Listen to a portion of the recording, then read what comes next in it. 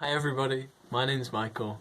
I study economics and politics at Sheffield, and I just got back this year from Madrid where I was studying on Erasmus. So I'm going to tell you a little bit about Erasmus, study abroad this video, and how you could do it as well at Sheffield. So Erasmus is when you take a year out of your degree and you spend it elsewhere to study in Europe at a different university. You know, Sheffield has these partnerships with all different universities across Europe. Actually, each department has the partnerships. So I study economics and politics. That's two departments, and so they both have like agreements with the universities where they think, yeah, your course is pretty good, and that university thinks Sheffield's course is pretty good, so they have an agreement. They can swap students, and so I had the option. I could pick them from politics, or I could pick some from economics. So I picked Madrid in Spain, and studied there for a year, which was great. I learned lots. I had made many great friends and got to travel to lots of cool places, which is definitely a benefit of doing Erasmus and study abroad.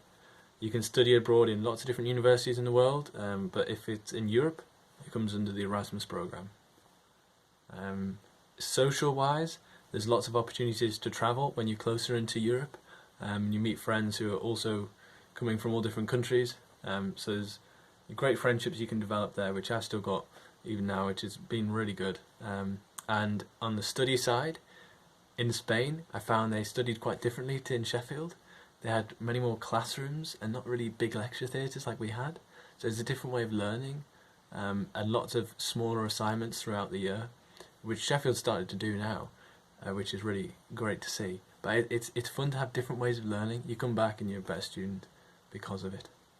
So I definitely go because it's a different way to learn, and also you're going to make tons of new friends in your new place. And well, Spain's got a lot better weather than the UK, which is a bonus.